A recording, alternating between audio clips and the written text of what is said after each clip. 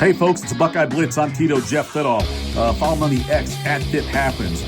Go to fanspeedsports.com, powered by DSP Media. We've got a lot of great shows on there. Download the app. It's a free app for Apple and Android users both. So download the app. It's you get all of our latest program. We got new shows we're adding all the time, covering like a variety of different topics in sports. Anyway, let's get right to it. Ohio State's headed to the national championship game. They defeated Texas 28-14 down at the Cotton Bowl, and Ohio State now advances to play Notre Dame on January 20th.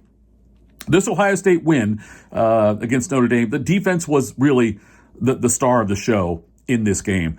And the biggest play of the game came on a defensive play near the end, which we'll get into, the Jack Sawyer thing. But statistically, Ohio State, offensively, I would say, they weren't dynamic at all. And a big chunk of that was because Jeremiah Smith was shadowed so heavily by the Texas defensive backs that he only got one catch for 3 yards on 3 targets. But and Will Howard he was okay. He was, I'd say better than okay, but he was not the way he was in the first couple of games of the CFP. So Howard finished up 24 out of 33 for 289 yards. He had the one touchdown pass, and he had one interception, a bad interception. He knew as soon as he threw it that it was a mistake to throw that one.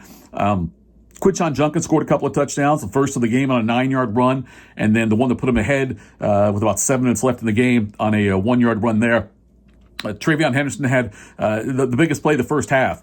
He had a 75-yard screen pass he caught for that touchdown, and that was right after Jaden Blue had caught an 18-yard pass from Quinn Ewers with 29 seconds left in the half. Texas had all the momentum now, and at 7-7, they had a nice drive to get down there, and then with 7 seconds left, little screen pass from Howard to Travion Henderson. Henderson took it the rest of the way, 75 yards for a touchdown, and so that put Ohio State back in the driver's seat and gave them the 14-7 lead going into the half. So defensively, though, for Ohio State, this is where the Buckeyes did so. They had 4 more sacks, 14 quarterback hurries, 9 tackles for loss. Sonny Styles had 9 tackles. He was all over the place delivering hits. Cody Simon and JTT, they had 7 tackles each. Caleb Downs had that nice interception.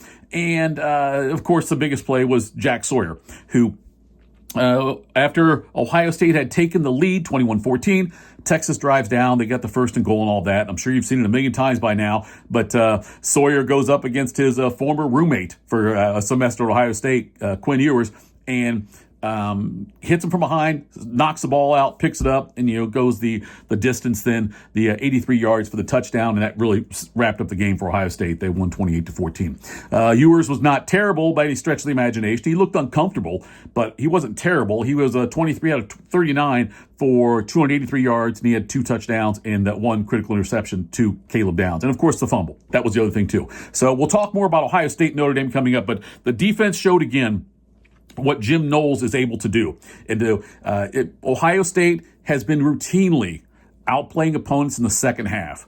In the whole time that we've had Jim Knowles here, this is the 3rd season of it now, but he's able to make adjustments, and Ohio State almost always outplays the opponents in the second half, and that's the great advantage of this. And Chip Kelly's offense, I thought it was, like I said, it wasn't dynamic last night, but Texas is the best defense Ohio State's faced probably all season long, and certainly the best defensive backfield. So they certainly took Jeremiah Smith out of the game, but everyone else was able to get open in other ways than for Ohio State, and they still had the success, obviously, to get the win. The men's basketball team, they defeated Minnesota on the road in overtime, double overtime, 89-88, and that was a huge win, a road win in January by an Ohio State team. Doesn't happen that often. And then they blew a late lead at home, because we can't always have great things, right? Late lead at home and lost to 15th ranked Oregon, 73-71. Ohio State's now 10-6 overall, 2-3 in the Big Ten. They're playing at Wisconsin on Tuesday. And in the latest bracketology that Joe Lunardi puts out for ESPN, he has Ohio State as a 9 seed. Now, I feel much better about the team after seeing how good Kentucky can play. I watched Kentucky play Florida last weekend, and I left scratching my head. I can't believe Ohio State beat that Kentucky team by 20 points. As the season goes on, that game's going to be a big one on the resume for Ohio State when it gets determined where they'll be slotted in the NCAA tournament. January is always a tough time for Ohio State basketball fans, the last few years at least, with the lack of success under Chris Holtmann, then coach Chris Holtmann. In January, it was a thing where Ohio State not only lost a lot of games, but they lost them in a tough way. So we'll see what happens the rest of this month here. I'm giving Debo the benefit of the doubt. But, and like I said, the Kentucky-Florida thing is what turned me on to how good this Ohio State team can be and what the quality of opponents they can also knock off. Kentucky is one of the top teams in the country, and wouldn't surprise me if Kentucky makes it to the Elite Eight or Final Four this year. So OSU women are 15-0, 4-0 in the Big Ten now. They've cracked the top 10. They're ninth in the AP poll. They were down 16 points at Michigan, and Michigan's a top 25 team. And Ohio State came back and won that game. Jelani Cambridge is back, and that's huge. She was out December 10th. She got hurt against Ball State. Didn't come back until the 29th. But in the last two games, she had 29 points against Michigan. And then she has 49, 12, and 7.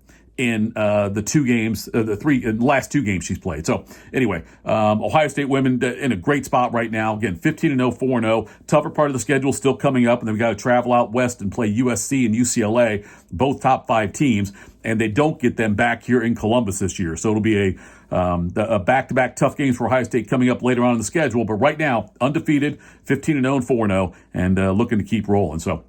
All right, that's it for this edition of the Buckeye Blitz. Again, follow me on Twitter, on the X, if you will, @FitHappens.